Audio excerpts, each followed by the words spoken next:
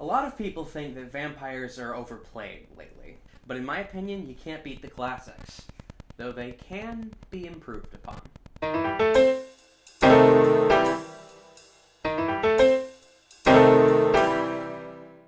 Hello everyone, welcome to the Book Cafe. Today we're going to be reviewing Kim Newman's Anno, Dracula, which is a fascinating work of gothic crossover fiction. It takes a lot of the vampire mythos back to the Stoker era.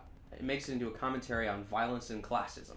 Saying that Anno Dracula has a basic idea would be misspeaking, but the general plotline is as follows. The events of Bram Stoker's Dracula occurred up until a point. The problem is that Van Helsing and his crew failed to kill the Count.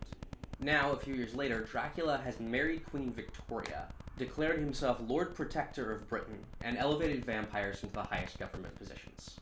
In the midst of all this begins the Jack the Ripper killings, except that whoever Jack is, he's targeting vampires.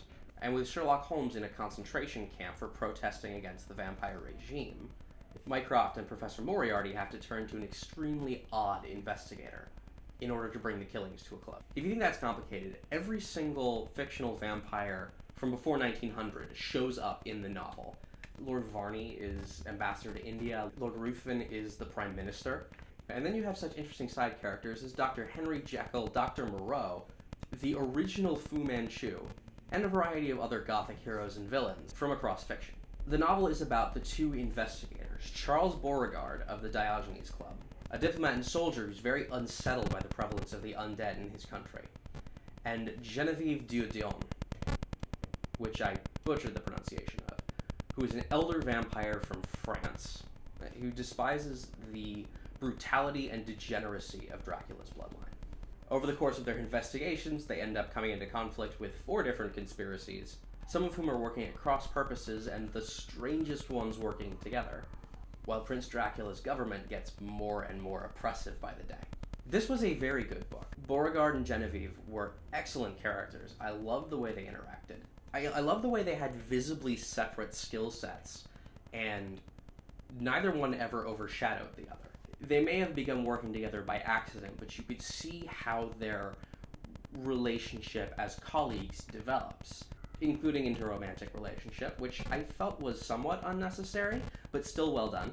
I found the most interesting part of the novel was how Newman dealt with the characters from the original Dracula, how the events of Stoker's novel broke them, and the fallout from the actions. Which ones of them capitulated to the new government, and which ones of them refused to submit.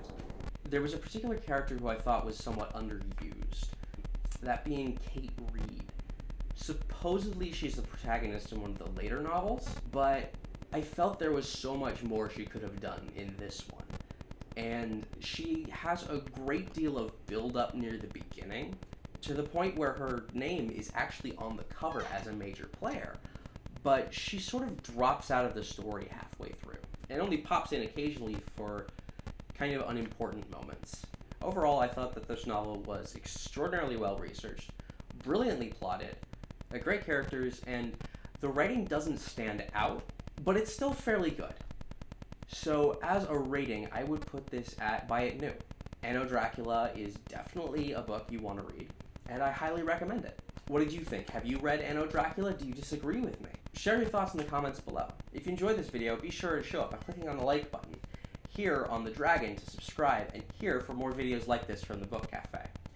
Barring unforeseen circumstances, we will be updating on Wednesday as usual, so until then, read good fantasy.